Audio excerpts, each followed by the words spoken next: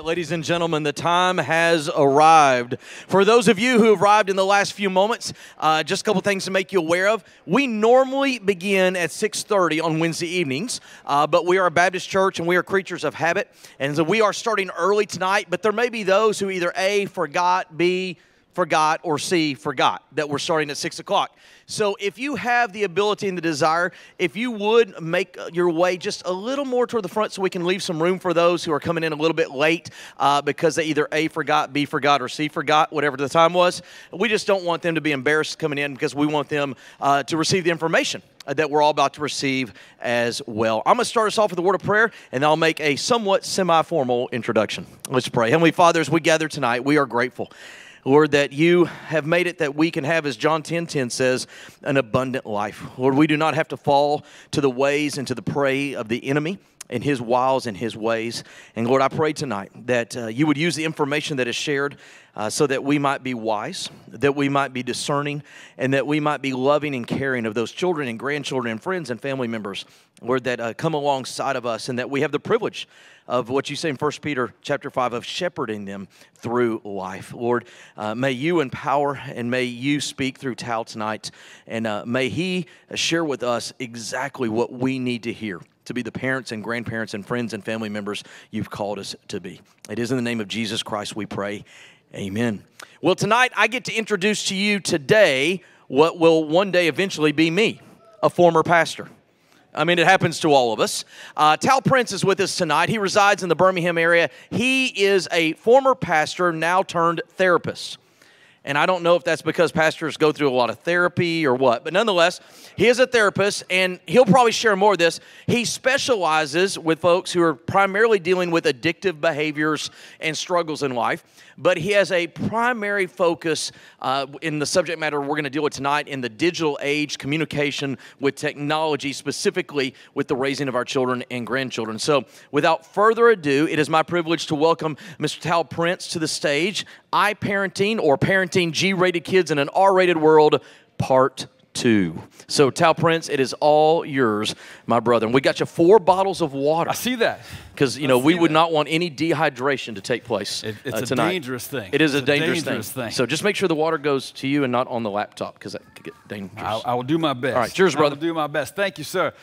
Man, thank y'all for having me. It is so nice to be here. And I know as a traveling speaker, the very first thing that I need to do, and that is quickly thank the tech crew, because none of this happens without them. So to Todd, Matt, and Megan, thank y'all for being so easy to work with and so good at what you do. I appreciate it, and we'll see how this goes.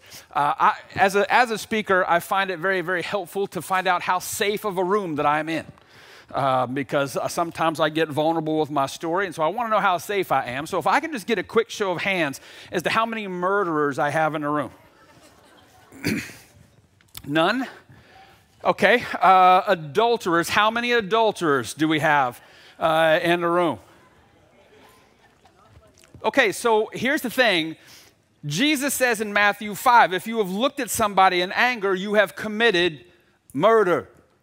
If you have looked at anybody with lust in your heart, you have committed adultery. So we have now proven that we are in a room full of lying hypocrites. All right? So the ground is now level at the foot of the cross. You are all murderers and adulterers just like me, so we can relax and know that the grace of the cross is real. So I'm going to speak to you tonight not as somebody who doesn't have personal experience in this. This is my family. My wife and oldest, which is closest to me, they just made it to Brazil this morning. They are on a mission trip in Brazil, so if you think about them, I would love for you to pray for them while they're in Brazil. It's a soccer mission trip, so they'll have a lot of fun. And then this is us taking them to a U2 concert in Nashville. Why? Because I'm a good parent. And I believe in teaching my children musical taste. My youngest and I are going on a similar mission trip this weekend. We're going to Houston to see the Rolling Stones. I told my wife and daughter that we'll encounter as many lost people in Houston at a Rolling Stones concert as they will in Brazil. So it's a mission field, and we will be there. Let me just quickly give you my contact information if you need to get a hold of me, and I'll put this back up later. That's my website and my email. I am a therapist here in Alabama, so I'm licensed in Alabama. I have a HIPAA-compliant video platform, so you don't have to drive to me if you need any counseling about anything that we talk about. I'm happy to help you, and you don't have to make your way to Birmingham, and we can do that there. So tonight, we're here to talk largely about technology. Anybody familiar? And it's kind of what's going on in our world with technology. Things are a little bit different than they have been in a while. And the thing about technology is it radically escalates bad behavior. Okay, let's just see how technology has impacted our world. How many of you sweeten your coffee in the morning with a sugar cane? Anyone? No, why? Because we have processed sugar. And so we take that and we just put it in our drinks to sweeten our drinks. Did you know the processed sugar 8 times more addictive than cocaine? So it's powerful stuff. So that has changed how we deal with sugar and has sped how much sugar that we use and we have available to us. Alcohol is the exact same way. Technology vastly changed how well they can refine alcohol, how much they can produce, and how quickly they can produce it. It has far more alcohol in it today than it ever has had before.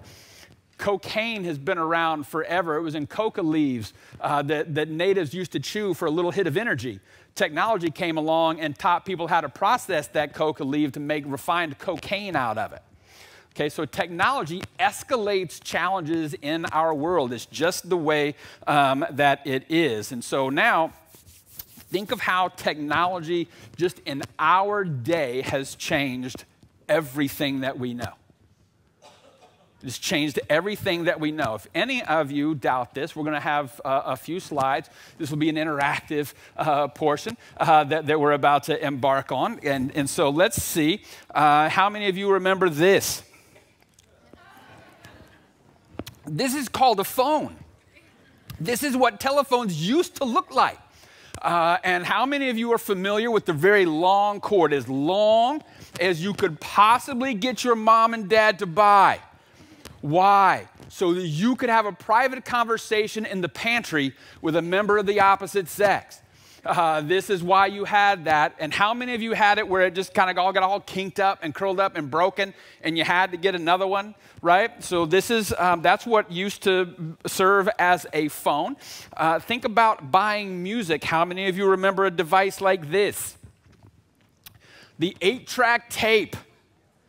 Look, I'm not going to lie to you. I get a little bit bitter that kids today don't have to listen to an entire album.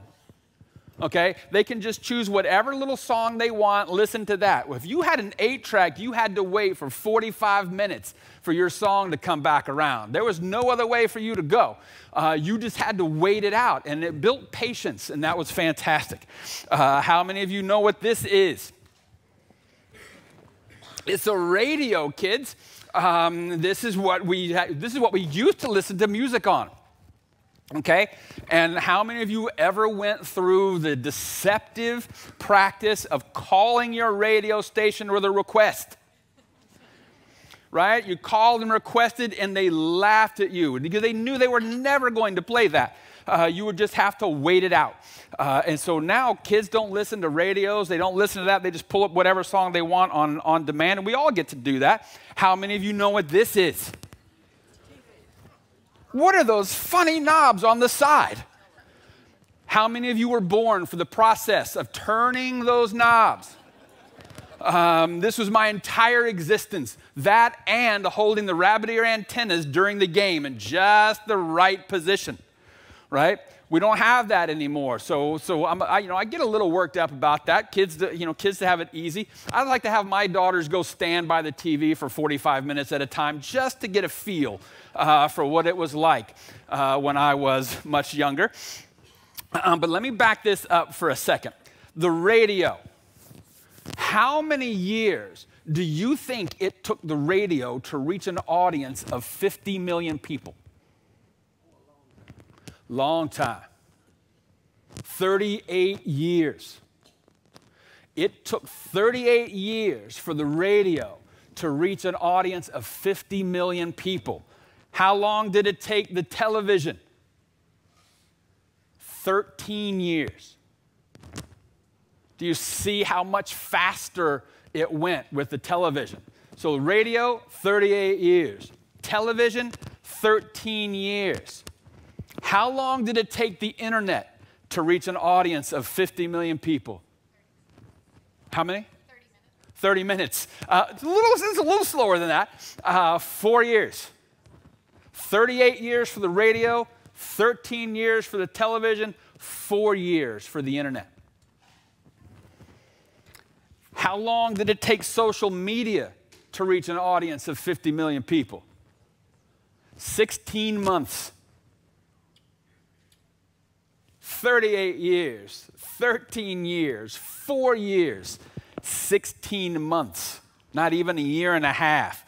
How long did it, well, smartphone apps, how long did it take smartphone apps to reach 50 million people? 9 months. Do you see how much faster the world is getting? See, when a lot of us grew up, we grew up in what's called the analog world. We didn't have the internet. We didn't have technology. You know what the gift of that was? Is there was time between us and stupid.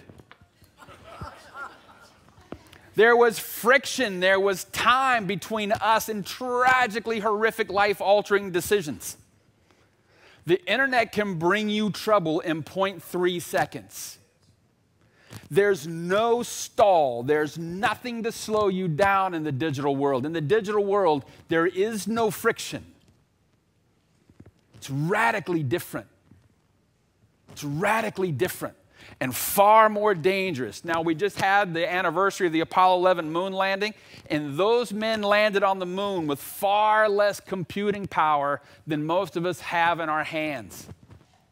Men in a tin can with foil, with less computing power than we hold in our pockets, went to the moon.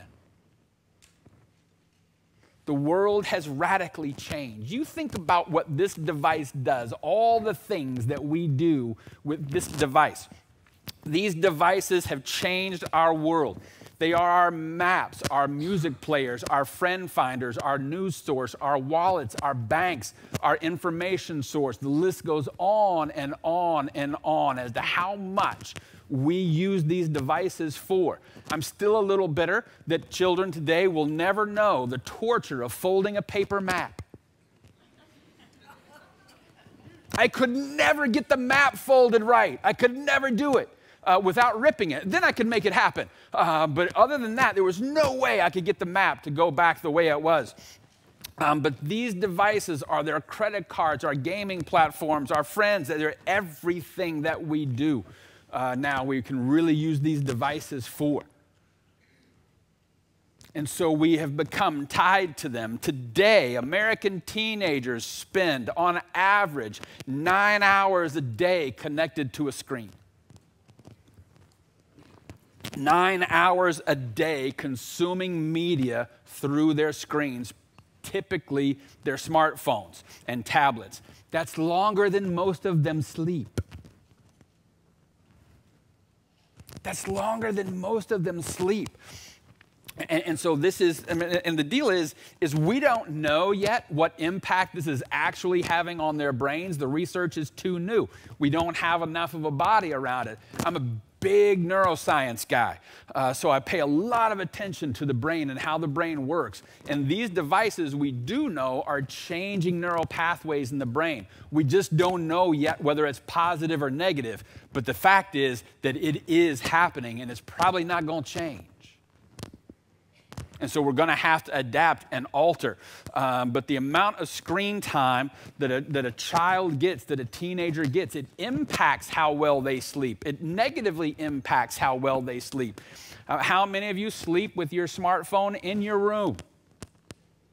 You can be honest. So here's the deal. Recent research shows that people are far happier, not a little bit, a lot happier if their phones are in a different room than the one they sleep in. These will keep you awake. The way these screens work is they stimulate the back of your retina. That hyper stimulates the brain. And so it's harder to go back to sleep. And when you do go back to sleep, you don't get as deep a sleep. So it is impacting our rest. It's impacting so much of what is going on. The part of the brain that the smartphone really impacts is emotional processing, executive attention, and decision making, and cognitive control. These are kind of important. And it is radically impacting these areas of the brain, particularly in young people when their brains are developing.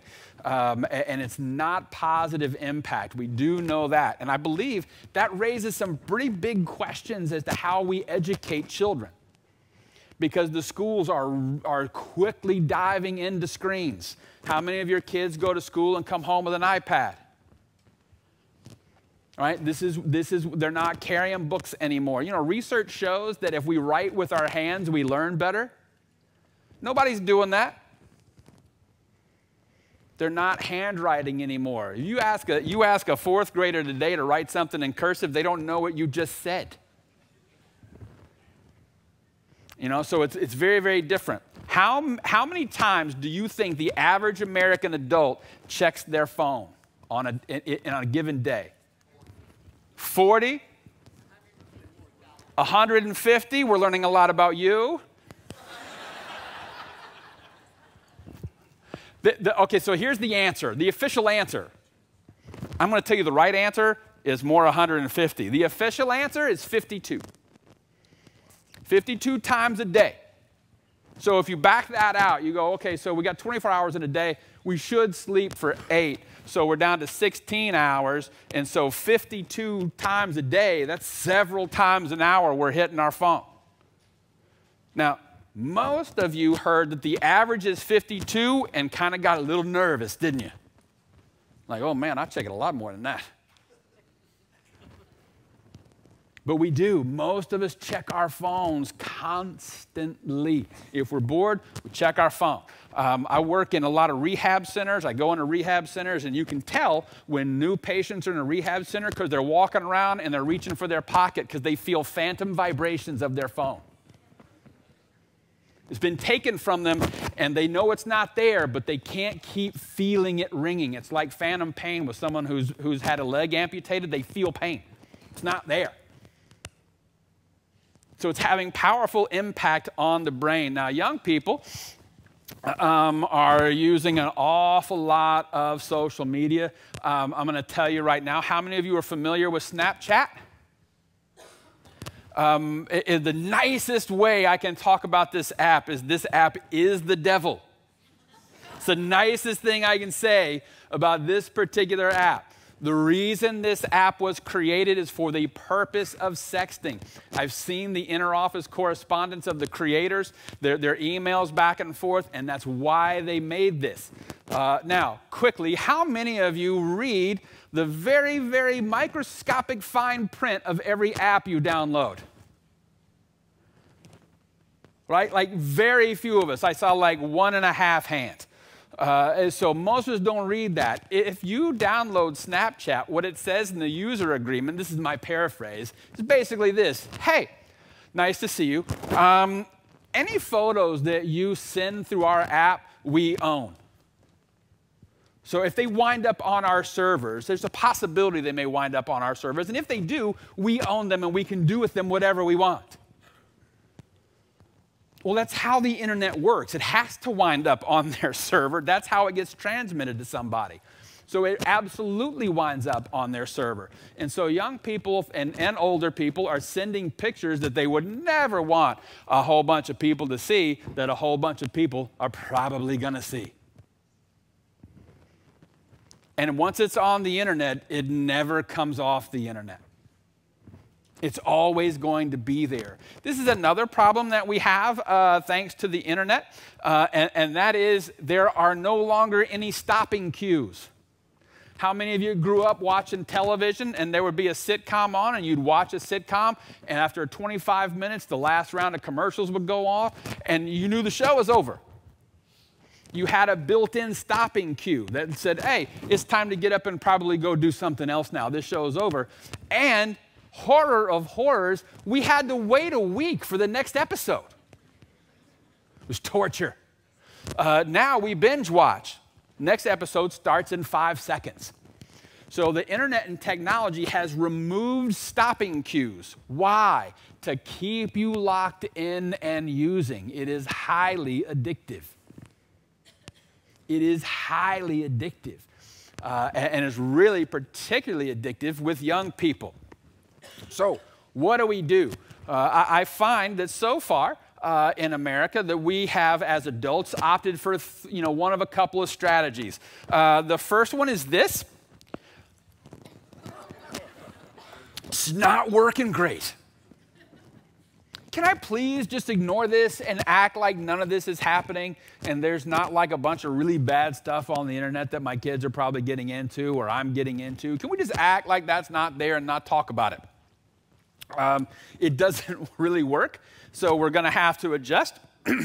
This is another parental strategy. What, like you're never on your phone? Right? Because we try and tell our kids to get off their phone. They come at us with, well, you're always on your phone. Or if we talk to another adult, my wife and I will have these conversations like, hey, I think you're on your phone a little too much. What, like you're not on yours? How many of you have had that fight where someone has called you out for maybe spending a little bit too time on the phone? There's like so many guilty smiles. No hands, but guilty smiles. But I've already proven we're a room full of liars, so I'm cool with that. But so this is the deal, right? We have so much going on and we get called out and we try and blame others instead of just kind of, just figuring it out. Now, when it comes to our kids, this is a favorite strategy.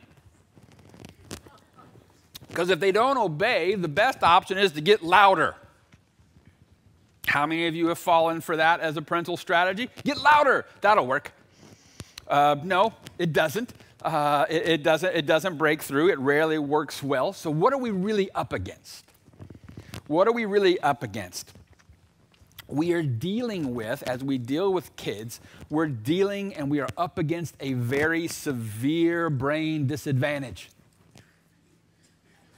Okay? We have a huge brain disadvantage. We're not dealing with fully developed brains. They're not there yet. A young person's brain is only working off of this part of the brain, okay? This part of the brain is called the limbic system. That thing that's colored right there, it's the limbic system. It's the reward center of the brain. It has a very specific job. Its job is to keep you alive. So it's important. How does it keep you alive? By reminding you of good and things that seem safe, things that give you pleasure, it will remind you to do. Now, this part of your brain makes all of your decisions for you until you're in your early 20s. And it makes these decisions in 15-second horizons. That's it. How many of you have looked at your kid and said, what in the world were you thinking? They were thinking nothing bad happened to me 14 seconds ago. I thought I was golden. That's how it works. We're making decisions in 15-second horizons until we're in our early 20s, which explains what goes on college campuses every day. And it explains everything that ever you did that was dumb up until you got through college, because you were not dealing with a fully developed brain. It is not there. It also is what is part of the brain that is driving everybody right before anyone has ever said, hold my beer, watch this. It is that part of the brain that is driving the bus. That is all you have until your early 20s when the frontal cortex comes online. That's executive command and control. Really important part of the brain. That's where long-term planning comes in. Consequences, morals, values, all that starts working then. Okay, so until our mid-20s, we don't have a fully developed and fully working brain. Here's a problem. Technology is shrinking the gray matter of the brain. And what part of the brain is it shrinking? The frontal cortex. And so our young people are getting really hooked into technology, and it's shrinking the part of the brain that they're going to need much later. This is really important. Now, the reward loop, which is what that limbic system runs, it sends out dopamine, serotonin, and oxytocin. Dopamine's a pleasure chemical. It's fantastic. We love that. Serotonin, the relaxation chemical, also fantastic. And who doesn't want to feel pleasant and relaxed? Right? These are great. It also is responsible for oxytocin. That's the bonding chemical. That's literally what bonds mother to child. It's what's transmitted in a mother's breast milk. It's really important. And so when something happens that the brain likes, those things get released into the body. And it's really, really important. But when we have this part of the brain making all the decisions for us, guess what? It's like a kindergarten classroom with no adult in the room. Someone's eating paste. Okay? This is the part of the brain that we need. It's not really working until our early to mid-20s. And so this is a real deal. So now you think about teenagers and using smartphones with underdeveloped brains and social media. What could possibly go wrong? Let's just put a nuclear arsenal in the hands of teenagers with 15-second horizon decision-making brains. What a great idea. This will be awesome. There was a recent video, it came out last year, of some kids near where I live. How many of you saw the kids from Hoover, Alabama making the really racist rants, and they made a Snapchat video? Because they thought, well, this one is just between us. It's never just between us. Somebody recorded it, boom, posted it someplace else, and the entire world knew about it. And many people were hurt very, very badly. The challenge today in the digital versus analog world is very huge, and it is very real. It is very, very real. And when we were kids, most of us experienced some level of bullying while we were in school, right? Very few people emerge from school without being bullied at some level. But you know, when we were kids, we could go home, and it would stop because no one could get to us when we got home. Home was safe for many of us. Kids today can't get out of the kill zone. They can't escape it because it comes through social media and it never stops. People can text them. People can use other apps to get to them. They can talk about them on other apps, and then their other friends will tell them about what is going on. And this is all being run by kids making decisions 15 seconds at a time. And so when we're giving our kids smartphones, we're giving them nuclear grenades.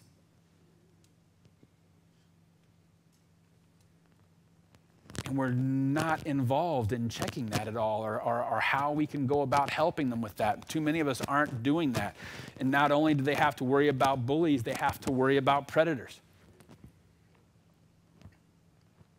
Human traffickers thrive on social media with teenagers. It's so easy.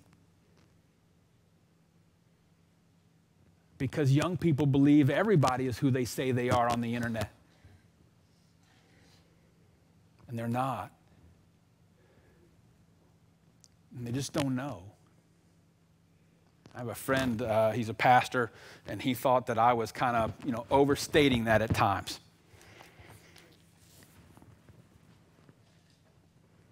Until his daughter,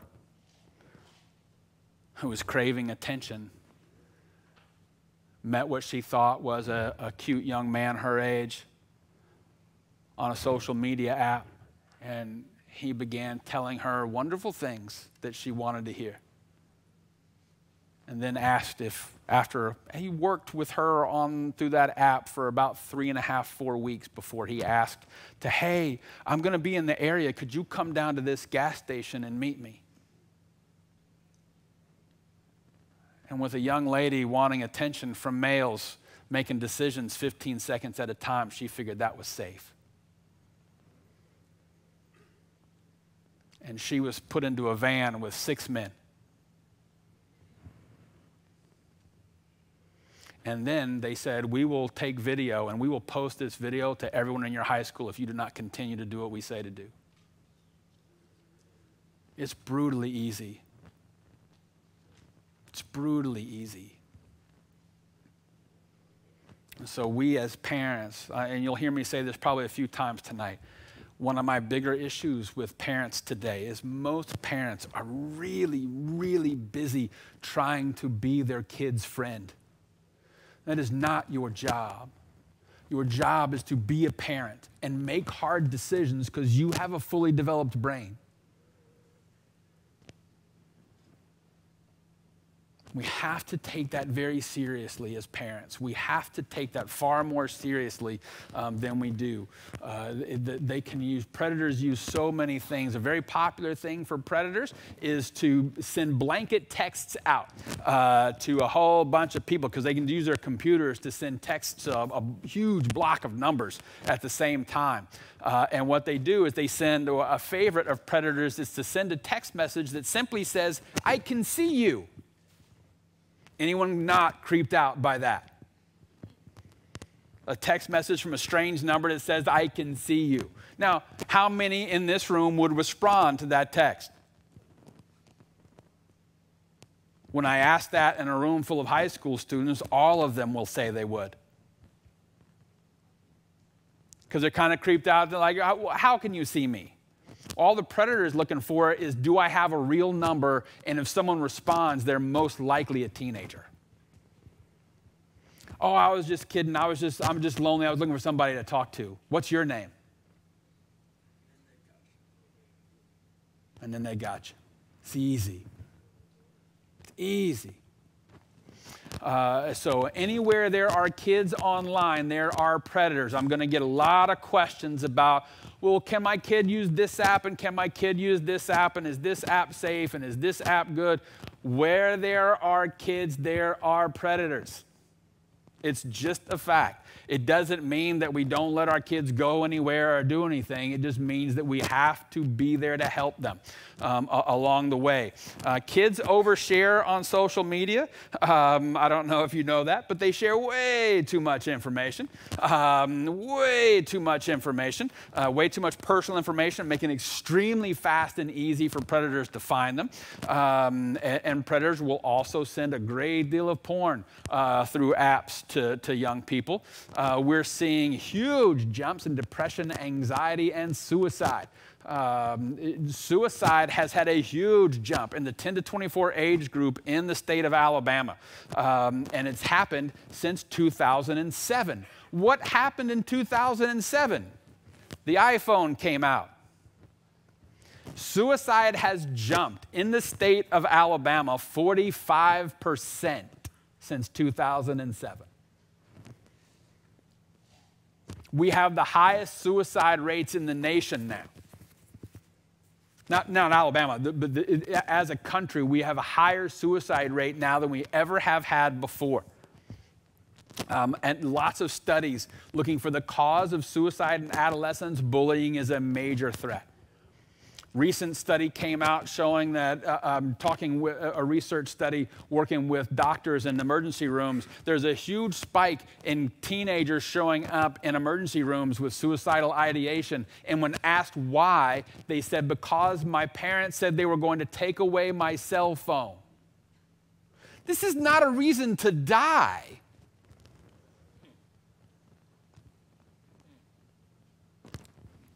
But a 15-second brain, maybe it is.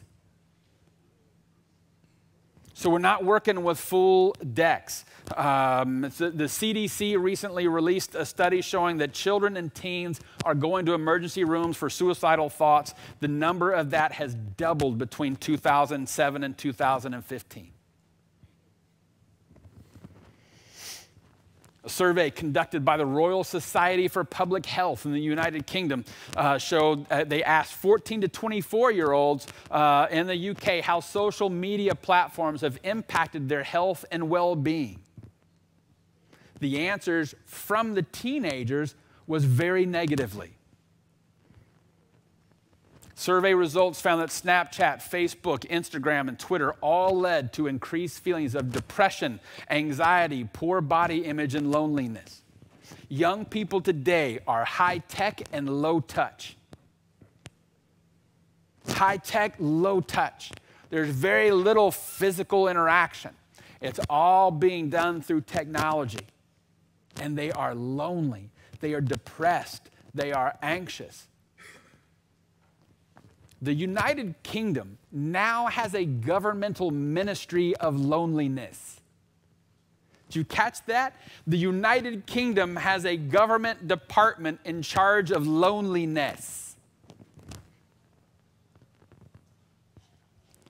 Hey, do you know it's a great evangelistic opportunity if people in the world are that lonely that you are looking for the government to fix your loneliness? This is a great opportunity for us as the body of Christ. It's a fantastic opportunity. People are lonely. People are longing for connection. Why? God created us to be in community. And people are dying for that, quite literally. Addiction is also a quickly growing problem. I don't know if you know this. Right? It's hard to turn on the TV without hearing stories about addiction. The opioid crisis, pornography addiction, sexual addiction, all the things that are going on. And the smartphones have increased our ability to do all of that and increased the speed with which we can do it. And there are now treatment centers popping up across the nation treating internet and screen addiction. It's a very real issue. It's a very real issue. And for any of you who are wondering about that, go up to any young person you know and ask to take their phone from them and listen to the screams of horror.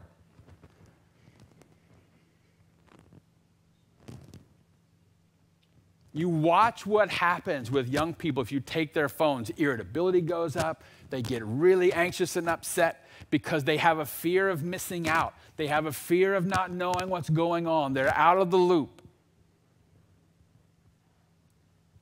It's very frightening to them.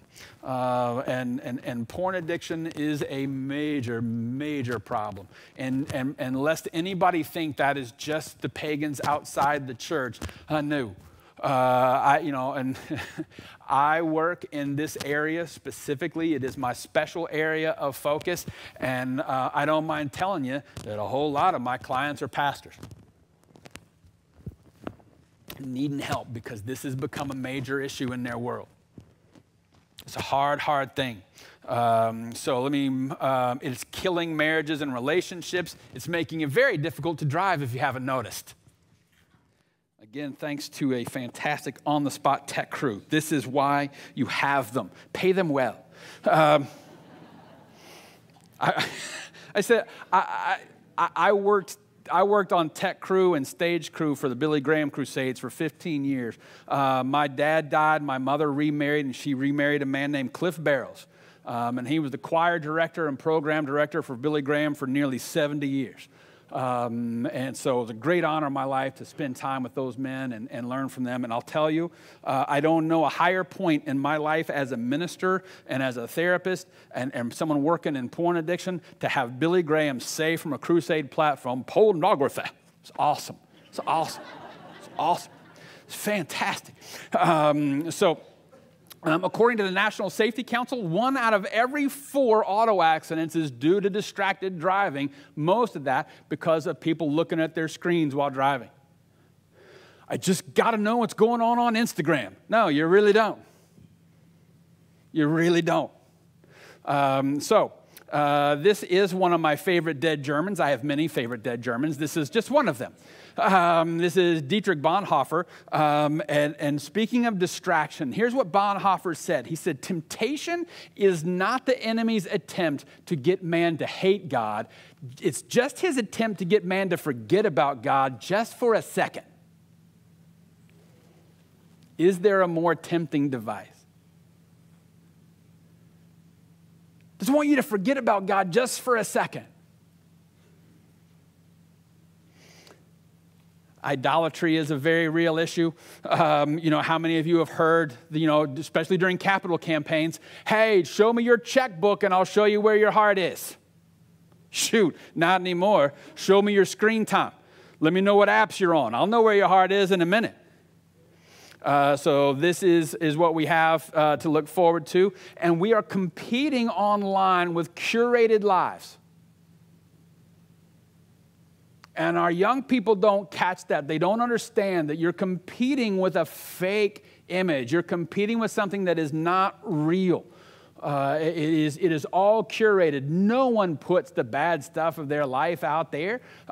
They put these very curated image of everything is great. Do you know what is the average number of photos a female in America takes for every selfie she posts? See, there's so many like guilty laughs and smiles. Do you know what the number is? Hey, take a guess. 10? 15? 23.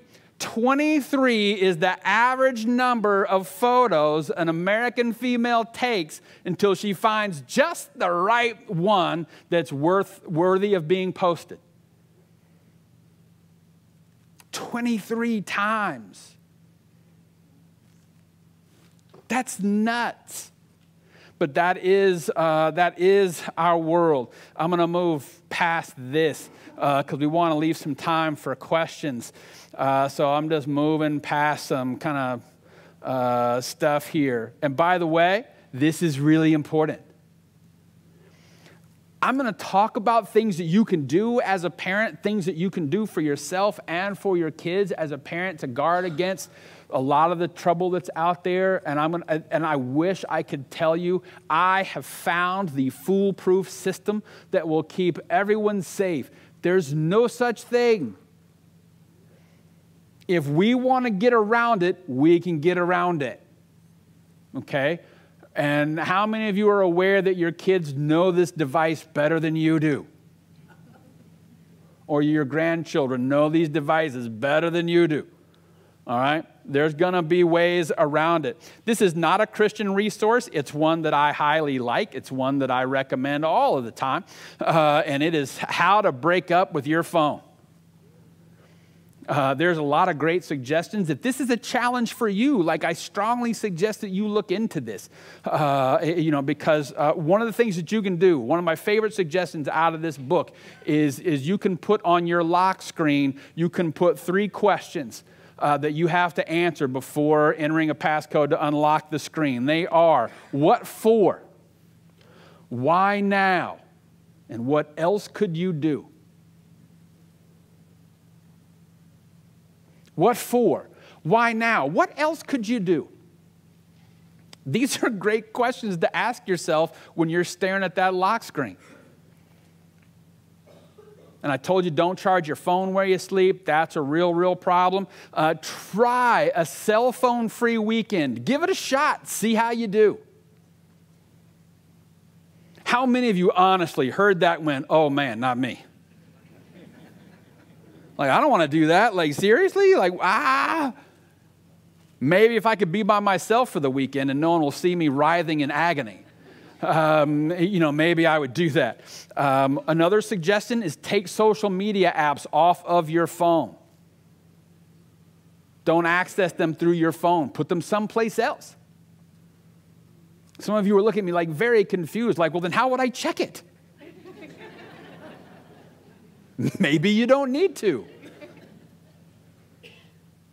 Maybe you don't need to. We text now. No one calls.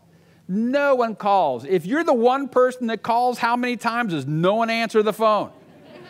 Right? You know why? Because you're the only one calling. They're like, if it's important, they'll text me. Right? The only time my phone rings, honestly, the only time my cell phone rings typically is it's because some auto robo calls selling me insurance, for crying out loud. So I don't answer the phone. I don't answer unknown numbers just for that reason, right? So and a lot of us do that. Honestly, the fake news story is nothing you really need, and you do not need another cat video on YouTube. You don't need it. You'll be just fine without it. It'll be just fine. This is a fantastic app that Apple has put on the iPhone. It's called Screen Time. If you have an iPhone platform, it's very convicting, this app. It'll really jack you up because it'll tell you, here's how long you were on the phone every day. And you're like, holy cow. And it'll break down, and here's the apps that you used, and here's how many minutes you spent on each app. If you have a family and you have kids with smartphones, this is my challenge to you. Please try this. Sit down with your kids, and every one of you put your phones on the table and share your screen time results for the week with everybody. It's not cool as parents to only hold our kids accountable to what we are not doing. I've got a 17-year-old and a 15-year-old, and I'm going to tell you, if either one of them is doing 26 miles an hour in the neighborhood, their mom or I are on them about it. They're like, I've seen you do it. True. And so we have to own that. But with the smartphones, that's also true. Just sit down. And here's the great thing to do. Sit down, put the phones in a box, have everybody draw one, and go through the screen time app and just read the results. Dad spent X number of hours and minutes on his phone a day this week, and here's what he used. You can have some of the best conversations with your kids if you'll do that. And if you really want to know the best parenting technique to help your kids with technology in this very difficult digital world, conversation is the best tool you have. And no, they don't want to have the conversation. That's how you know you're winning as a parent.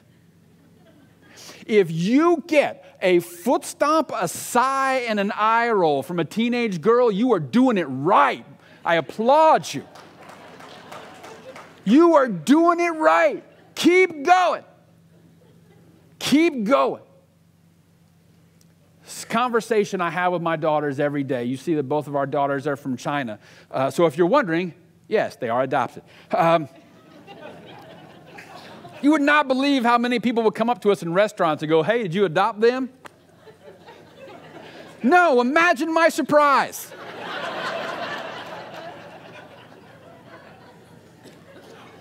Are you going to have any of your own? I'm not leasing them with an option to buy. These are my own kids. So, but it was very important for me to get through to them. I'm an addict in long-term recovery. I cannot tell you how powerful a force shame was in my life. We tell our kids every day. We ask them these questions. Do you know Mom and Dad love you? Yes, sir.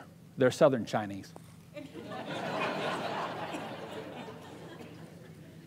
Do we love you when you make good choices? Yes, sir. Do we love you when you make bad choices? Yes, sir. Why do we love you? Because I'm your daughter. That's right, baby, and that's all you got to do. And you can't not be my daughter. No matter what you do, no matter what choices you make, you cannot not be my daughter. Do you know we're proud of you? Yes, sir. Are we proud of you when you make good choices? Yes, sir. Are we proud of you when you make bad choices? Yes, sir. Why are we proud of you? Because I'm your daughter. That's right. That is the gospel of Jesus Christ. He loves us not based on what we do. We have been adopted. We have been adopted. God has adopted us through the blood of Christ. There's nothing we can do to undo the adoption. The relationship is secure. It's not based on what we do or what we don't do. It is because He has adopted us. It's a beautiful thing. You convince your kids that that's true, and that opens up lots of conversational doors. Now, at 17 and 15, every day since we've brought them home from China, is, do you know that we love you? Yes, because I'm your daughter. And I'm winning. All right? So, Screen Time, fantastic app. Also, have a charging station. Do not let phones, tablets, laptops in their bedrooms. No, it's a really bad idea. It's a really bad idea. You got a 15-second brain up there with no adult in the room. They're going to eat paste. It's going to happen.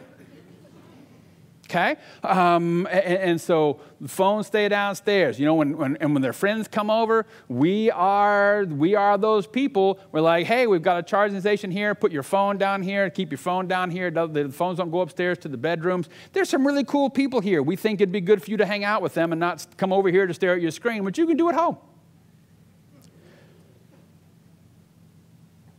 How many complaints have we had from teenagers about that? Not one. Not one. They may have complained to our daughters about it, but not to us. All right? And so it is this constant drive of teaching our kids to confess, repent, and believe, and do so in community. Make a mistake with your phone, bring that to me. So a predator reaches out to you on your phone, bring that to us. We keep these lines open. Anything sexual going on, come talk to us about it. We keep all of those lanes open. That's how we have to go with our kids to get beyond the screen and to get them away from the screen. This is what we have to do. So I'm going to keep moving through here.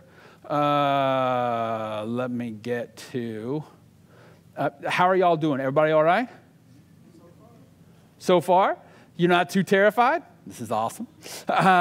So let me take you through some of the apps that terrify me, all right? Let me just come here. And so here is the truth. The American Academy of Pediatricians said this about American young people. They are exposed to 14,000 sexually explicit references every 12 months. That's a big number. Let me break that down for you. That is 40 times a day. How much of that do you think is within God's constraints for sex? None of it is just not going down that way. And so 40 times a day, the enemy is getting to our kids about sex, giving him his ideas about sex, okay? 40 times a day. I don't know what goes on in your home, but I'm guessing you talk about sex with your kids a fewer times than 40 a day. Am I right? Guess what? Sunday to Sunday, the enemy has given them his design for sex 280 times. How much is sex and sexuality being talked about in the confines of this church? Probably less than 280 times a week. My big challenge to you as a church body, I give this to everybody all over the world where I go to speak. I ask everybody, please come up with a vision statement for the godly sexuality of your people. If your idea is to get them to the altar virgins, you're going to lose that battle and you're selling them short. God's design for sex is far more beautiful than that. We have sold God as a giant buzzkill in the sky who doesn't want them ever having sex and never having fun. Our message about sex in the church has been typically, hey, don't do it till you're married, all right? And that's about it. And then we get that message over and over and over and over and over and over and over, and then after a 20-minute ceremony, you're told to go have a nice time. I got like 30 years of negative programming. Like, what? And we're uncomfortable talking about it. And so what has happened is we have abdicated our responsibility as parents, as believers in the world, and we have allowed a terminated manufacturer's rep to sell the product. I know it's uncomfortable, but so is the cross. And we're all supposed to have one. We've got to get uncomfortable. That's okay. The gospel has never been about your comfort. If someone told you that, they lied to you. It's going to be uncomfortable, but these are conversations we have to have, and we are raising kids in a world that we would love to believe is going to be G-rated, and it is not, and it is digital, and there's no time lag between your kid and stupid, and there's no time between you and stupid, and there's no time between me and stupid. It's immediate, and it's dangerous. And we have to get involved. So 40 times a day. You know, in one generation, we have gone from spin the bottle to sexting in one generation. And so our kids are quite literally swimming upstream in this world. And we have to come alongside them. We have to be with them in this. It is becoming a rapidly post-Christian America. It's a little different down here in the Bible Belt. You know, the most recent census said that 97% of the state of Alabama was Christians. I've not been in a traffic jam on any Sunday morning. It's not happened. Not once. Not once. So what Christian means in Alabama is, I'm American. I'm not Muslim, and I ain't a Jew. I'm Christian. And that's basically it.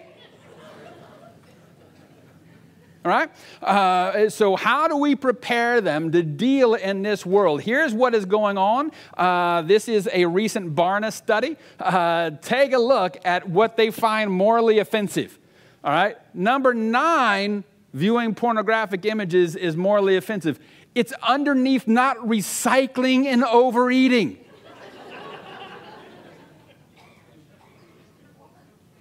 Anyone stunned, shocked, appalled by this? When you're done laughing, I'll wait for you. Right? I mean, look at all the things that they find more offensive than pornographic activity. This is American Christian young people. We may not be doing our jobs all that great. So what does this say about what we can do as a church and what we can do to reorder our values and priorities? It's a conversation we have to have. We have to have. Take a look at these numbers about their interaction with social media, but particularly their interaction with sexting. These are startling numbers. And you know what? How many of you think in a survey that every teenager would be totally honest? There's a good parent who just died laughing over here. This is the truth. They're not going to be honest in that. A lot of them. So those numbers are higher. I know this is a fantastic church, and the little time that I've been here, I've really enjoyed it. And I haven't met your young people, but I have no reason to believe they're unicorns. I have no reason to believe that they are unicorns. Okay? So here come the dangerous apps. You ready? I've told you about Snapchat. This is one of the 2 most popular apps for teenagers. It is the devil. All right? It is a terrible, terrible app. It is made for sexting. That is why it exists. So it is a real problem. We are also seeing a rise in what's called Snapchat dysmorphia. Young people are going in for plastic surgery to make themselves look as good as the Snapchat filter can make them look. This is actually a thing. This is really happening. This is really happening. So the Journal of Facial and Plastic Surgery reported that 55% of patients requesting plastic surgery do so to improve their appearance in selfies. 55% of everybody that's willing to go under the knife for plastic surgery is doing so that, hey, my selfie really rocks. That's it. Also, there are no parental controls on the Snapchat app, so guess who loves it? Predators love this app. They love this app. One study reports that at age 13, 53% of American teenage girls are unhappy with their bodies. This grows to 78% by the time they're 17. 69% of girls between 5th and 12th grade reported that magazine pictures influenced their idea of body shape. 80% of women who answered a survey responded that images of women on television and in the movies make them feel insecure. The body type portrayed in advertising as the ideal body type is possessed naturally by 5% of American females. 5%. Okay? The average U.S. woman is 5'4" tall, is 5 foot 4 inches tall, weighing in at 140 pounds. The average U.S. model is 5'11" and weighs 117. That's kind of tough to live up to.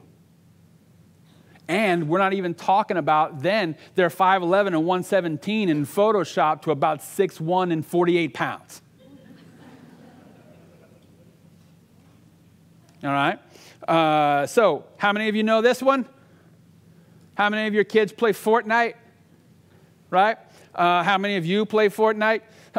So look, here's the deal. Fortnite is you just want to make sure the chat feature is turned off. It's cartoon violence. It's not like really, really awful, but you don't want predators to be able to chat with your child, because they will try and take them offline through other chat apps where they can send pornography and try and get them to send them pornography. Lots of those. So there's still some risk to Fortnite, but it's not huge, other than just the black hole time suck that it is. Netflix. Who doesn't love Netflix, right? This is a really big deal. But you need to have parental controls on your Netflix account, for everybody preferably, but also really for your kids, so that they can't access R-rated and NC-17 content that is available on Netflix. So your kid has their own Netflix account and it's password protected, and you can go into the settings and dial it down to they can't see anything more than PG or G, whatever you want it to be. You can dial that in. Okay, the rating information is prominently displayed on every show and movie, so I strongly recommend to do that. You can also go, if you go to your computer, go to your Netflix account, you can view what everyone is watching. You can see what has been watched. Okay? And your kids can't go online unless they have the password. And by the way, just as a general rule, this may shock you, don't give your kids the password. Just as a general guideline, don't hand that out. But so you can see what they're watching, and they can't delete it from their queue unless they can get into the account on the website. So that is a fantastic thing. This is an app called Yubo. How many of you know what Tinder is? Right? Lots of young American single women like to call that a dating app. No, it is not. That's not how the guys view it. It is basically a hookup app. That's really what that app is how American singles view that app, and not just Americans, but anywhere around the world where Tinder operates. Yubo is a teenage version of it, so it's a GPS-activated dating service. Okay, so I can open that app up on my phone and say, I'm looking for anybody available within like a 3-mile radius. And you can find them and contact them and see if they want to get together. Okay, these things are accurate within a mile. It's amazing. So do you think it's a great idea for someone with a 15-second decision-making mechanism making their decisions, that would be a great idea? Probably not. This app used to be called Yellow. It's free. They connect with anybody in their area, and there's no age verification to use the app. So anybody can get on there and set up an account, and you can't limit strangers from accessing you. You can't do it on that app. So if you see that app on your kids' or grandkids' phone, that needs to go, is my recommendation. How many of you know this one? It's Instagram. Why is Instagram here? And why is it the most popular app? You want to know why? Because when parents invade an app, kids get a little nervous. When grandparents filter into an app, it's no longer cool. So by the time the grandma and granddad get on Facebook, the kids are like, gotta go. And they have all migrated to Instagram. And then that's becoming populated with older people too. So now that's why they fled to Snapchat.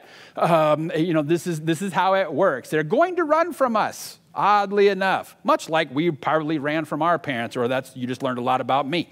This is the deal. How many of your kids have an Instagram account? So most of your kids that have an Instagram account also have what they will call a spam account or a Finsta account that you may not know about. And that is a fake account that they have, and that is where the stuff they don't want you to know about is. And most kids have that. What you need to know about Instagram is they debuted last year 4-way video calling, and so they can video chat with up to 3 other friends, and that's not a great thing for kids. There's Instagram TV now, which is their kind of challenger to YouTube, and they can get in and do lots of things. They can do long form video there, and so there's lots of things to be worried about there. The main thing to worry about all the Instagram platforms is there's lots and lots of porn there. It's not easy to find for a lot of us, but it's there, and they know how to find it. You find it through searching hashtags. You can find all kinds of inappropriate material, on Instagram, and so that is a deal. And there's very minimal parental controls. Now, it is technically against the law for anyone under 13 to have any of these apps.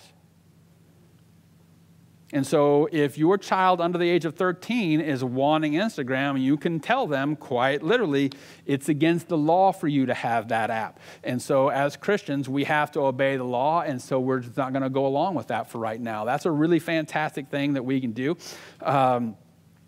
So this is, that's the Instagram TV app. This is a comparison and rating app called Hot or Not. Very popular with a lot of teenagers. Does anyone see how this could be a problem? We're teaching our children to objectify each other and teenagers to objectify each other, which, by the way, is exactly what porn does. The whole operating system of porn is to turn everyone into an object. We remove the imago Dei that we were created with, the image of God. We're all created in the image of God. If we strip that from somebody, they become an object that we can use, manipulate for our pleasure without any type of feeling about it. And that's what porn teaches us to do, and that's what any app like this teaches us to do. It's just turn them into objects, rate them. Are they hot or are they not? So there's a lot of objectification on this app, and there is a truckload of bullying on this app. I have a lot of adolescent clients, and a lot of them have been hurt by this app and others. This used to be Musical.ly, and now it's called TikTok.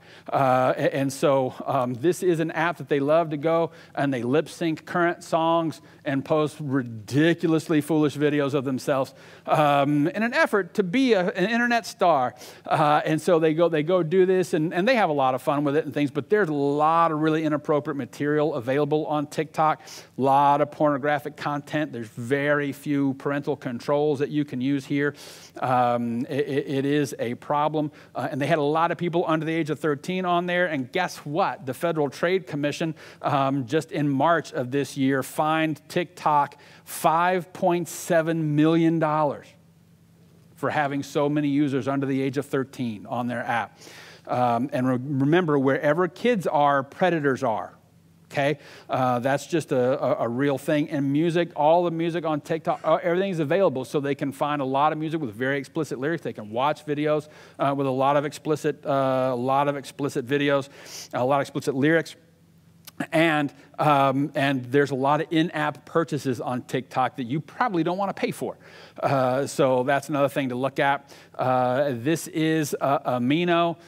This is an app that allows users to kind of conglomerate together based on similar interests, from anime to Star Wars to whatever they want. And there's a lot of inappropriate things available on that app. It includes chat features, messaging features, picture sharing, and all with strangers. How many of you would just ever invite a creepy-looking person from the street into your home and into your daughter's bedroom or son's bedroom just to hang out and watch them do what they do? Like anyone? Right? This is what happens on these types of apps. Okay? This is an alternative to texting. It's called WhatsApp. It's very dangerous. This is another one of those called Kik. They love to use these. You have to ask yourself, why do you not want to use the native text messaging app on your phone?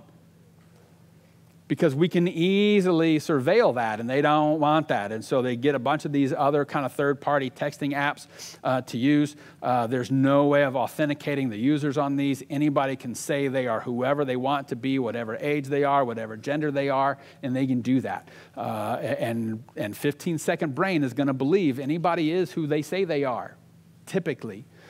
So that's a dangerous one. Whisper is an anonymous confession app. Lots of problems go down with this.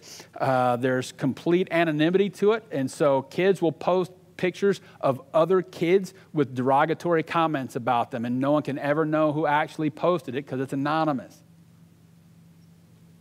This is a huge platform for bullying. It is very, very difficult, and sexual predators love to use this app. One man in Seattle, Washington, was charged not too long ago with the rape of a 12-year-old girl he met on this app. So things we want to watch for. This is Omegle. It's used for primarily video chatting. It's kind of dying in popularity, but what's really creepy about it is it just says on your screen, it says you, and it has a picture of what your video camera is showing, and the other video camera of whoever just randomly pops up for you to chat with, it says stranger. Yeah. And that usually means stranger than you or your mom and dad. Because there's no control on this. They can be in any various state of dress or undress that they like to be in. And so this is a real problem. And so predators love this app because kids just think it's kind of fun to see who they in chat. We'll just talk with someone we don't know. And that's not so safe. Periscope, apps like this, where you can just kind of broadcast what's going on. Adolescent girls particularly love to broadcast slumber parties on these apps. Again, so let me go. Would you invite strangers into your daughter's room when she's having a slumber party? Just say, hey, just sit there and watch. Don't talk to them, but just sit there and watch. And they do this with these apps all the time. But we don't think about it like that because they don't see the person, they don't know who the person is, and so they think they're safe. And they're not necessarily. How many of your kids played Minecraft or do play Minecraft, right? It's very, very popular. And there are some dangers to it because there are, and this is one of the things that I do. And my daughter was playing Minecraft on her, on a tablet one night, and then she switched to, she was playing it on one of the cell phones, and a strange man began to send her messages asking, like, how old are you, and where do you live? And she doesn't know that that's not a kid, probably. And so she's, well, I'm 12, and then that man began calling. And everybody goes, well, how'd they find the phone number? She did not give him the phone number. I worked down the street from a DEA training center in Hoover, Alabama, and in there is also a federal cyber crimes unit. And if you talk to the men in there, they will tell you, oh, no. Do not let your child play anything where it's on any type of internet game where people can contact them. Because they can get their phone numbers, they can get to them. So it's just conversations you want to have.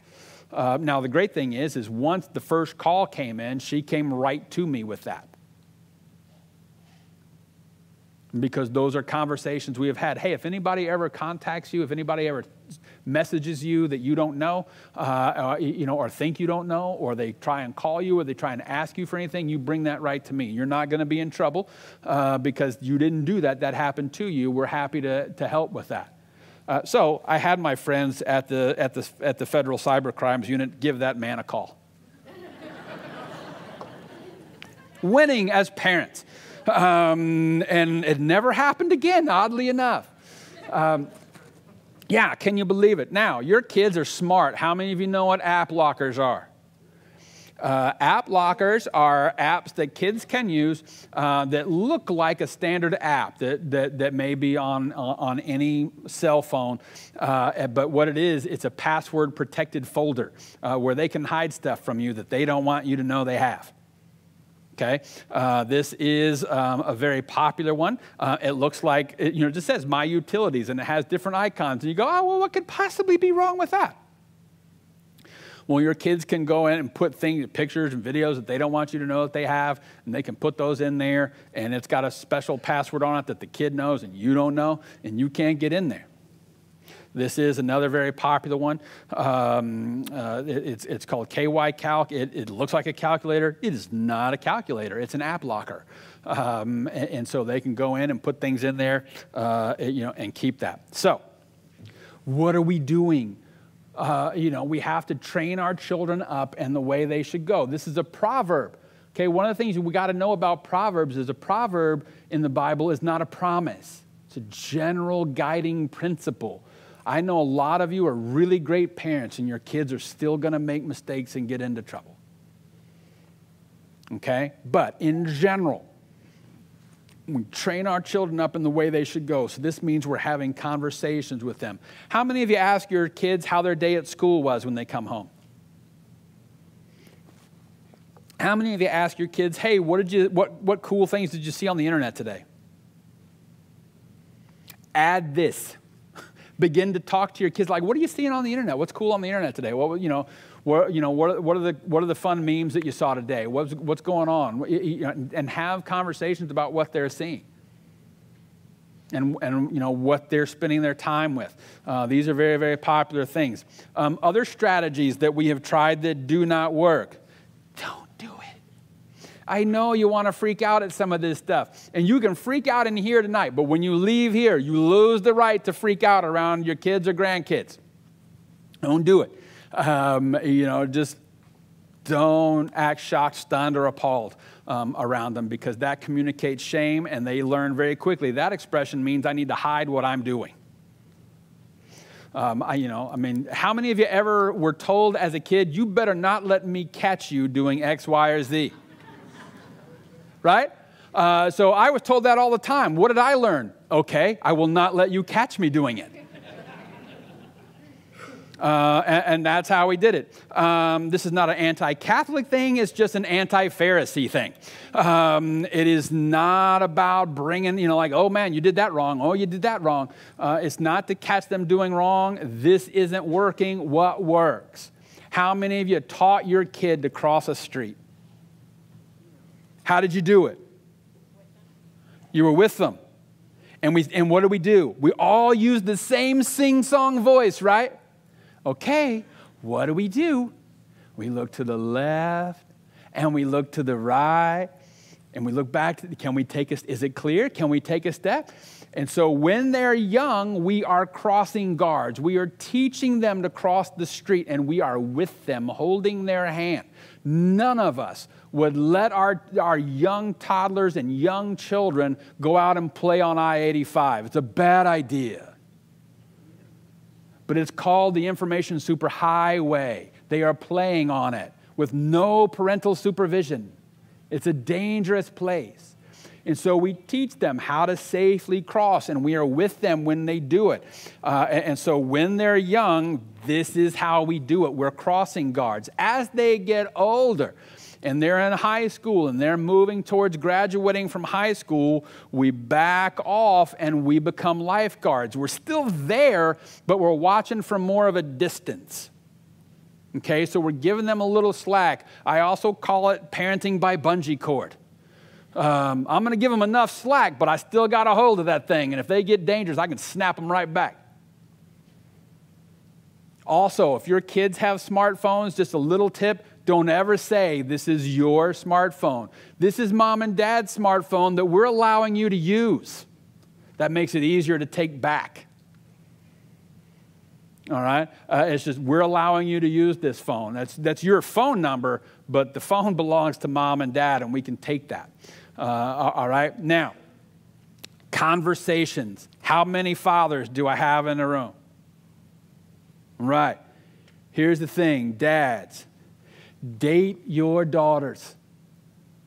How many dads of daughters do I have? Take them on dates. They are learning what to expect in a relationship from a man from you. How many of you that terrifies you? They are learning what to expect from their interaction with us. And so it is on us to date our daughters, to teach them what to expect in a relationship with a man, to teach them intimacy with the opposite sex. And by the way, intimacy is not sex. It is in our culture, but that's not what it is. And if you doubt me, when you leave here, go to a restaurant and just pull out a notepad and say, hey, just doing a random survey. I would like to know, when's the last time you were intimate with anyone? And get ready for the wintry freshness of mace. Right? Because you can't ask me that. That's way too personal a question. Intimacy is not sex. It is not. It is not. It leads to great sex, but it is not sex. Intimacy is, can you really be vulnerable? Can you put it all out there in front of someone, what's good, what's bad, what you're afraid of, all of that stuff, and put it out there with another person and have them say, I see that, and I love you anyway. And that's how Jesus loves us. And that's powerful. And if we get that to our kids, and dads, if you get that to your daughters, that's powerful. Now, how many of you have an idea of what to do on a date with your daughter? Notice the far fewer number of hands that shot up in the sky. And let me say this, movies don't count. Okay? Because there's no conversation. You just go sit at the movie, eat popcorn, watch the movie, get back in the car, go back home. Here's a magic thing that you can do with your daughters. You can take them to a coffee shop. They love it. They feel like they're so old. They love it. And all you have to do, if you've got a daughter, I'm telling you, one of the magic things you can do is say, hey, what's it like being you? Do you hear the number of women that responded to that, man? Guess what? Your wife would love you to ask her the same question. Look at them, all of them nodding, going, yeah, and I'm seeing lots of elbows, like, yeah. What's it like being you? Man, they will talk for an hour. It's awesome. What's hard about being you this week? What's great about being you this week? Man, they will talk. It's awesome. It's awesome. It's a great, great question. So your daughters are learning from you, so date them. Take them out regularly. Once a week, take them out. Spend time with them. Moms, date your boys. How many moms of sons do I have? Guess what? They're learning what to expect in a relationship with a woman from you. So you can teach them. And women of the future will thank you. It's a great, great thing. So take your sons out, okay? Take them out. Ask them similar questions. Hang out with them. Play ball with them. Do the different things, but hang out with your sons. It's really powerful stuff. Now, if you really want to get adventurous, teach them about emotions, moms and dads. You can find this all over the internet. It's called the feelings wheel. You can find them all over the internet. How are you feeling today? Most of us don't know what our emotions are. I can tell you my own story. I was sitting in rehab, and they said, Tal, how are you feeling today? And I said, good. And they said, that's not an emotion. And I was stunned. And then they said, so how are you feeling since that's not an emotion? I said, fine. Also, not an emotion, as it turns out. And then grown men, all type A personalities. We're all looking at the wall with a cartoon chart that's in a children's ER with feeling faces drawn on it. And all of us would do the same thing because we couldn't say a feeling word. We would point to a face. That one. Tal, could you read the word to us? Can I change it to angry? Because now I'm mad. But this is a great skill to teach kids. It's a great skill to teach kids. How many of you believe that it is up to you to have the talk with your kids about sex? It is not a talk. It is a lifelong conversation that begins a whole lot earlier than you think it does. Sex and sexuality is far more than just about how genitals interact. It is who we are as people. Spirituality is how we communicate and connect to God. Sexuality is how we communicate and connect with others. It's far more powerful than just activity, and it starts much earlier. Now, I never had a talk from my parents about sex or sexuality. When I was 13, a book magically appeared on my bed. The irony is overwhelming, right? On my bed, magically, ta-da! I had been into porn since I was 8 years old. I climbed into a treehouse of friends who had older brothers whose decorating style somewhat clashed with that of my mother.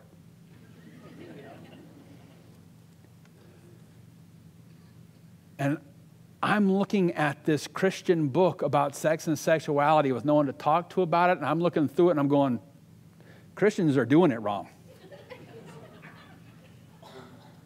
I really did believe that. But there was no way to talk about it. I remember one time I have an older sister, and so that means I had many pranks played upon me as a kid. And we were watching a TV show upstairs, and people were French kissing on the TV, and I'm like, holy cow, what are they doing? And my sister kind of go ask Mom. I went downstairs. Mom and Dad were watching the same show. And I said, hey, so Dana said they were like kissing. What were they doing? My mom's response, why do you want to know?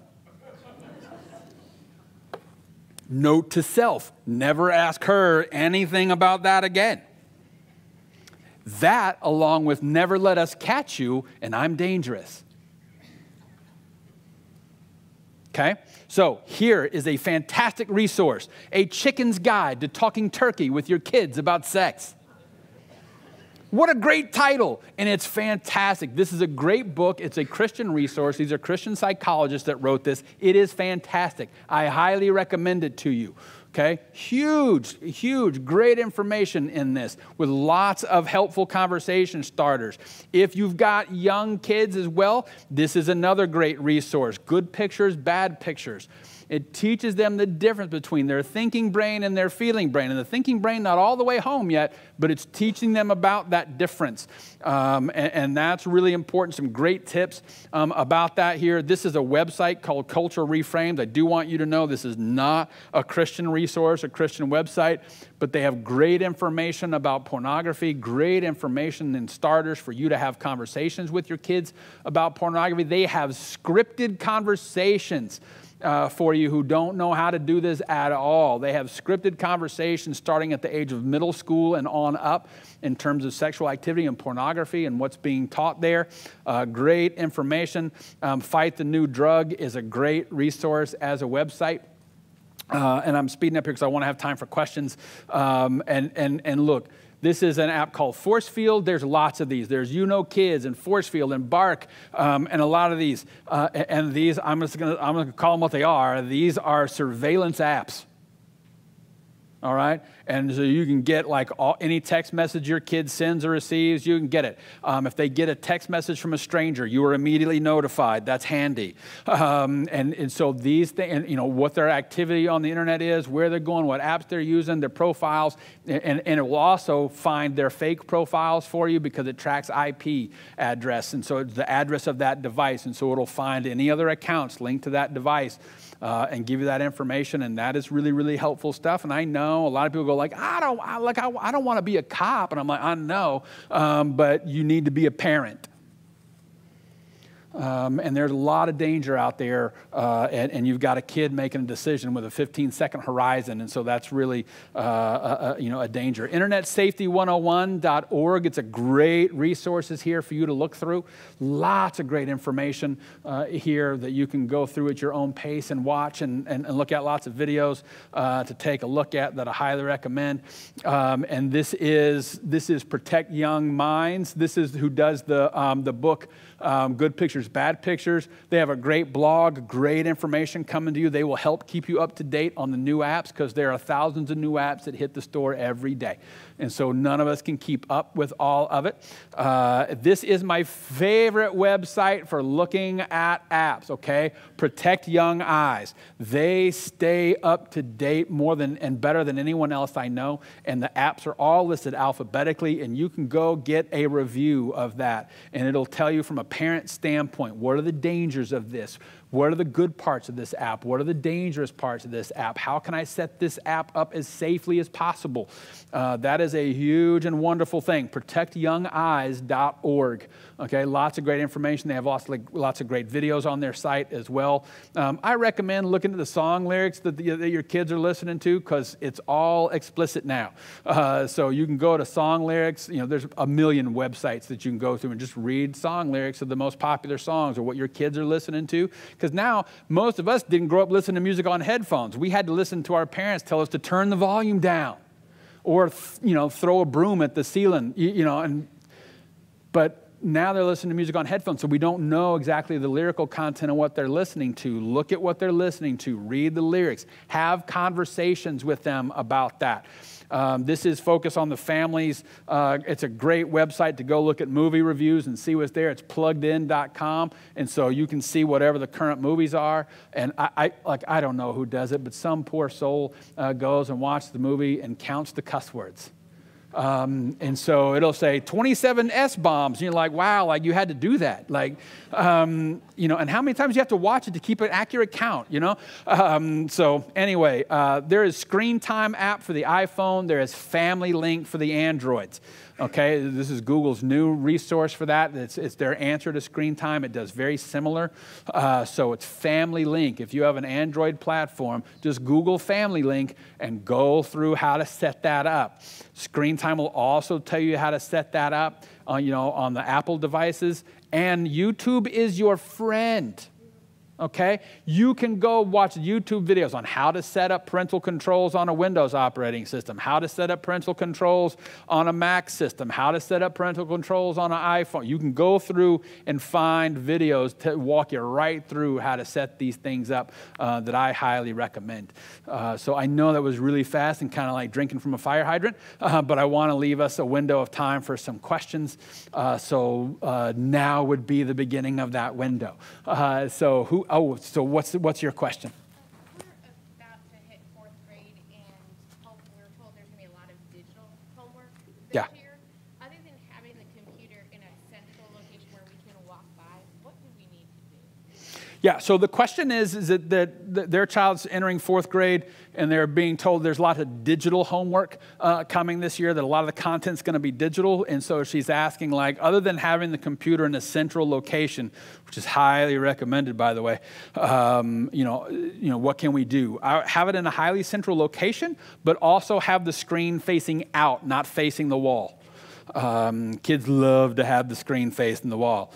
So make sure the screen's facing out so that you walk by, you can see anything on there. You can use Covenant Eyes. You can use any one of 1,000 apps out there to kind of keep everything accountable to see what websites everybody's going to. Have specific user accounts. You can set up specific user Google accounts, and you can password protect those and lock them down into safe search. There's safe search and strict safe search mode.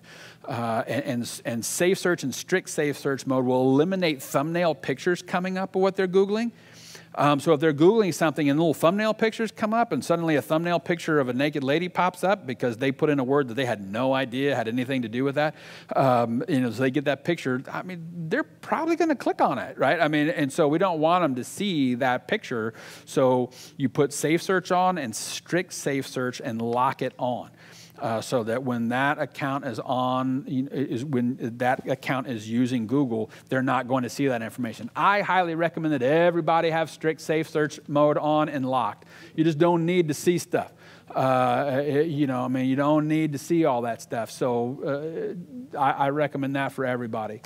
So I would do those things, and that's kind of basics around that. So screen facing out, Google, safe search, strict safe search mode, lock it on.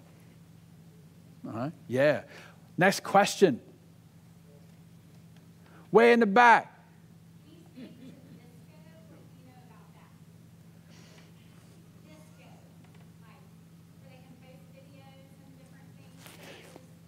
Yeah, there's lots of trouble on any of those where they can post videos because there's going to be other people there that are going to post videos that you may find inappropriate and probably would. And so there's just trouble around the video apps. YouTube has a better algorithm for keeping out some things, but there's still a truckload of inappropriate on YouTube. How old's your child? Okay, 17 and 15, so you're kind of at lifeguard stage. And the reality is they're going to be going away to college soon or leaving home soon, and so you're starting to kind of back away. For something like Visco, I'm going to be very conversational about that, and just be involved in conversation with them. What are you seeing on there? Are you seeing any inappropriate things on there? You're not in trouble. Just are you seeing any inappropriate things on there? Like, what are you seeing? Have conversations about that. Conversation is our best weapon as parents, and the more unfreak-outable we are, the more effective we will be. So I would get into those conversations, around that 17-year-old. Mine are 17 and 15. So, so the 17-year-old, she's got a bit more freedom than the 15-year-old. Not a whole lot, but more. So we would be having conversations with her around that and letting her have some more access, but still involved. We use Kids on our kids' cell phones, so I see their text messages, I see those things. And Kids, one of the great things about that is it breaks down text lingo. Like, how many of you know the language your kids or grandkids use to text? Right? How many of you understand or know what a lowercase b in parentheses means? It means there will be beer there. Yay! So this is a problem. And if you don't know what that means, then that's a real big problem. So Kids and Bark and some of the others will translate the text language so that we can read it and understand. It's a wonderful thing. There's also some translator apps online. Lingo2Word is one, and you can go in and formulate a text that you want to send to your kid, and it'll convert it into teenager text language. You want to embarrass your kid. You send them a text in their language and they will freak out. Oh, holy cow, I can't believe they sent that. That's winning. That is winning as a parent. So I highly recommend that. Next question. Some of the websites I just gave you are going to be really helpful, but there's not a one-stop shop that I'm aware of to kind of lock everything down. It's kind of piecemealing some things together. I'm a big believer in Covenant Eyes. What does Covenant Eyes do? Covenant Eyes sends accountability reports, so it sends a copy of every website I've been to and how long I was there to people in my accountability network. That's a strong thing. If you want to try it for 30 days free, just when it asks for a code, just put Tal Prince Live. Why? Because I think that's a little better than Tal Prince Dead. So Tal Prince Live, just put that in the code box and you can try it for 30 days free. Like a whole family is like $14 a month. Okay? You cannot take it off of the phone or the laptop without calling to get the password, and it changes every day. Okay? And that's really helpful. But what that does is it monitors any internet activity that they're using. So through any search engine that they're using, and any app that they're using, they find a backdoor to the internet. It's still going to track that because you can find backdoors to the internet around search engines all the time. Also, really quick. If you do not know about OpenDNS, it is completely free. And so it's Open Domain Name Server, opendns.com. You can stop inappropriate material, websites, and porn at the router so it can't come into the house. Okay? Most of us have routers that are the equivalent of hooking a sewer pipe up to our house. And we don't have any screening on it or any filtering on it, and OpenDNS is completely free. So you can go in and you can list, I don't want any porn coming into this router. So if they're using an internet-enabled device that's not using cell data, it will stop it at the router. Okay, so it's not possible to come through, which is great. Also, the parental controls on any device, if you have iPhones, if you have Androids, use Family Link for Androids, screen time for the iPhones, and parental controls on the computer itself.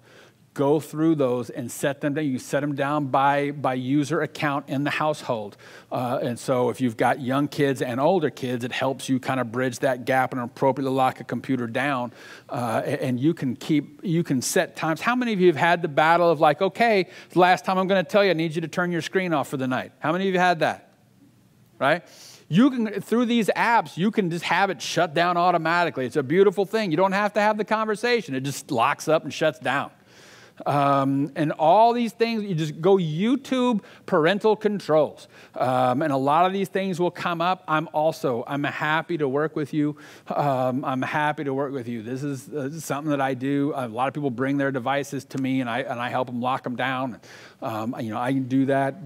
But there's so much information that you can find on the internet. Bark is a great app for the cell phones, because you can lock things down. Disney Circle is a great thing you can use in your home. It's easy to install. You don't have to have a PhD in programming or software to figure it out. It's very easy to use. Their videos are very instructional and great. And you can set by person, availability of their device, availability to the internet. There's lots of parental controls in that. If you have, like, how old are your kids? We just have an 11-year-old daughter. I have you go ahead. Yeah, with an 11-year-old, but like Disney Circle is fantastic. For something like that, it'll just whoosh. And because Disney Circle now works outside the house as well. If they have a phone and they leave the house, it still locks that device down. So that's a great tool.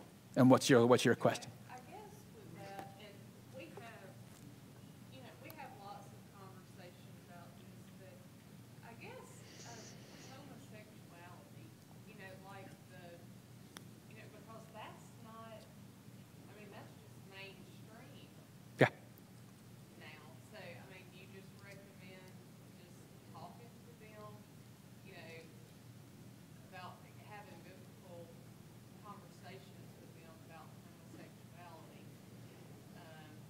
because you'll be watching something with them and all of a sudden, there's a girl and a girl kissing or a boy and a boy kissing. Yeah. That's not, that's PG or G or Yeah. now. Yeah. Yeah, commercials. You're seeing that. You're seeing like the Disney Channel shows, Nickelodeon shows have gay couples, and that's a very, very common thing. So again, the answer to that for us as parents, and she's asking, for those of you who didn't hear her, she's asking about like, how do we have conversations about homosexuality? It's just everywhere. It's on commercials. It's in the TV shows, and so how do we enter these conversations? It is our job to kind of enter. I'm not a cultural separatist. This is my personal decision. And let me say, I have lots of opinions, many of which you've heard tonight. And I'm very passionate about them. But I also understand at no point does the Trinity become a quartet when I die. Okay? I'm fully aware. So I'm fallible, I'm human, but so my opinion, around this is to have conversations where we interact with culture and what's going on. We don't want our kids to be passive receivers of information through the culture. We want them, sitting up and interacting, and say, so what, have these conversations with your kids after movies, after TV shows of, hey, so how does that TV show or movie, how does it interact with God's design? Do you think it agrees with God's word and God's design, or does it disagree with God's word and God's design? And this is, now you're teaching them how to interact and wrestle with it, but you're guiding that conversation, and so you can point to the Bible and go, oh, okay, so here's what the Bible says about that, and so I have a real thing. just kind of a personal thing that I think we as as the church have kind of like singled out like two major sins is like those are the things, and homosexuality is one of them. And we make it very hard for homosexual people to come around. We make it very, very difficult. Yeah, I know. I'm not saying you are. I hear your heart in that. So I hear you saying, how do we teach about that? How do we interact with our child about that? And I think it's really important to have that conversation, about but it leads into there's homosexual sin, there's heterosexual sin, and so because look, I committed lots of sin. God was never cool with mine because it was hetero. Okay, I wrote a series of articles in the Alabama Baptist years ago, and I pointed out that God, sexual immorality is sexual immorality, and so God's not angrier about one or the other. And I received death threats. I received 37 death threat emails. And I'm like, wow, this is a little intense. And when you write me and tell me, I know where your daughter goes to school, and if I were you, I would invest in Kevlar for your family. And this comes from a reader of the Alabama Baptist. I'm a little upset about that. So we need to be having really good and deep conversations with our kids about, hey, look, here's the world, and the world is going to differ with God, and it's becoming more so as we become an increasingly post-Christian society. I really believe we're kind of in the afterglow period of Christianity in America. It is fading. I speak all over the country, and so it's much easier when I'm in the belt. When I go out to the West Coast, this is a different conversation. But we need to be having these deep conversations with our kids. And depending upon their age, we can talk about God's team, the enemy's team. There's lots of ways that we can frame that conversation, but we never want to put it on the people. We differentiate between people and their choices. Those choices are going to be, those choices are not God's design for them, and it's not what God wants for them. So those are the types of conversations we have. And now also, I'm not like, hey, so just let your kids watch whatever show is out there, because that's not great either. It's just to make them very normal, especially if they're watching things that you don't know they're watching. So we need to be actively involved with the content, but very conversational with the kids. When I pastored a church, one of the things that I did is we went to the movies like very often. So the whole church, we'd go out and we'd just take over a theater and we'd watch a movie, and then we'd go invade a coffee shop and talk about the movie afterwards. It was a blast. And so here was the conversation. Where did you see Jesus in the movie? Where did you see the gospel? Where did you see Jesus in the movie? How would the characters' lives be different if they knew Jesus? How would the story be different? How would their lives be different if they knew Jesus? Now, take the anti-hero, take the villain. So what if the villain that we just spent 2 hours learning to hate, what if that person showed up in our church on Sunday? What is our plan to love that person?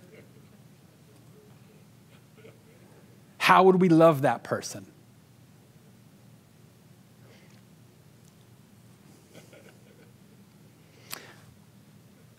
I had a man who recently got out of prison. Any of you see The Pursuit of Happiness? Will Smith, it's a true story, and about a guy who was trying to sell these bone density X-ray machines and couldn't sell them, and oh my gosh, it's the most beautiful thing I've ever seen. We're sitting in a full coffee shop, and I said, where did you see the gospel in the film? Did anybody see the gospel presented in the film? This man who got out of prison, and he's a predator, he's a registered sex offender in this state. He says, I don't see how anybody could miss it. And I'm like, explain that, man. Like, where did you see it? And he said, well, you always tell us, like, we're broken machines because of the fall. When we fall, we broke. And so we're like these broken machines and we can't fix ourselves. And so he dropped he gave the x-ray machine to this other couple. He made a really bad choice. And as a result of his choice, the machine got broken. And he was in a homeless shelter because of his choice, and he didn't know what to do, and the machine was broken, and he couldn't fix it, and he couldn't fix it, and he couldn't fix it, and then he discovered that he could get what was broken, how did he get the money to pay for what was broken? Because what was broken in the machine was the light. The machine had no light in it, Tal. How do you miss it? And how did he get the light? He gave blood to pay for the light. And then he put the light back in the machine that he purchased with blood, and he turned it on, and it pierced the darkness of the homeless shelter. I don't see how anyone could miss it. Holy cow. One of the most powerful things I've ever seen in my life. And I worked with Billy Graham for 15 years. Ask those questions of movies and TV shows. Where did you see the gospel? How would Jesus have changed this? How would it be different if the characters knew Jesus? If the villain were to show up, how would we show them the love of Jesus? Oh, man. Powerful stuff to interact. And we have time for like one more question, and then childcare will scream. Yeah. That's very powerful. So, apologize, I'm going to transition here. Go ahead, man. We've got 11, 9, and 7-year-olds don't have devices. Once they get those, talk about all the dangerous apps. My tendency would just be, no way, but there's ways around it. How does that kind of phase in? So how do you phase in the ability to do things on the devices? So 11, 9, and 7. Yeah. So your 11-year-old's closer, right? So use those pictures of crossing guards and lifeguards. I would say at 11, 9, and 7, you're still at very crossing guard stage. And since they've not had access, you really have to be involved and hand-holding. Now, you've got the great dodge of social media that's not allowed. They're not 13. So they're not allowed to have any. Now, a lot of their friends are going to have social media accounts because a lot of parents go, the government's not watching. They're not. But we're Christians. We've got to follow the law. So we need to teach that to our kids. And so we talk about that. But you're really actively involved, and you have weekly conversations or daily conversations. What did you see on the internet? What are you learning? Let's see how much time you spent on these apps, and talk through that. Did anyone contact you? Did strangers try and talk to you? Always let us know that. Did your friends send you anything inappropriate? You want to have that question out there, and tell them we're not going to take the device away from you if your friends send you something. That's not you. If you don't come tell us about it, we will. We'll restrict you from the device. It is like right now in America in 2019, it is the ultimate parental leverage point. And so it is, but I would spend a lot of time on protectyoungeyes.org, internetsafety101.org, spend a lot of time there reading and working through that information to really prepare yourself to move into that. So just for example, those ones that were most dangerous, say for example, Snapchat, Instagram. Obviously you've got the dodge till 13, I guess. Yeah.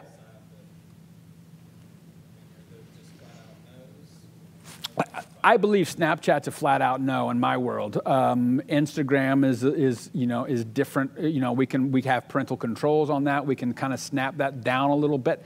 But my wife also follows them on Instagram.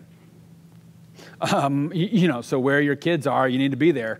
And no, they're not going to love that, and that's okay. That's winning as a parent. So get used to that. But I would really hone in on getting that information before you bridge into that with them. Thank you.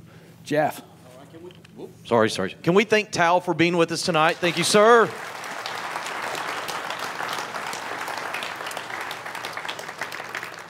I think tomorrow I'm going to go down to the Baptist Bird. It's Chick-fil-A. Sweet. And I'm going to watch how many of you show up to Verizon and buy flip phones. After tonight, we're going to be trading a lot of phones in for flip phones. Yeah, man. Was it the butterfly or shutterfly? What was the one that it was generally made for more mature people? It only had like 2 buttons on it, like 911 and home. You know, that was it. So thank you so much. I know you probably got to get back quickly, but you know, are you jetting out of here right out as we get out? No, I'll hang out. Okay, I'll hang out but best way to get in contact with you, can we put that slide? Oh, you do that. I'm sorry. Just as we're rolling out of here, his emails, contact information, Snapchat account? No. Oh, I'm sorry. Because we learned tonight, Snapchat is the devil. It is, man. It is. I cannot wait to have that conversation with my kids tonight. Snapchat is the devil. It's the devil, kids. But I do want you to know as we close up, my kids were mortified when they found out I got an Instagram account to follow them. Oh, yes. I mean, mortified. Mm-hmm. And they found out because their friends at school told them. Yes. Your dad's on Instagram. Yeah, that's winning. I've posted nothing, and neither have they. All right, let's pray. We'll get out of here. Lord Jesus, thank you so much for the truth that your word is. But God, we continue again as we depart to pray for discernment and wisdom as we have these conversations with our kids. Thank you that we don't have to walk around aimlessly and clueless about what's going on. But we can know the truth because it will set us free. Help us to be parents and grandparents and friends and neighbors who are not just walking with you, but helping others do so as well. In Jesus' name we pray, amen. If you brought kids, go get your kids. If you didn't bring kids, don't touch any of them.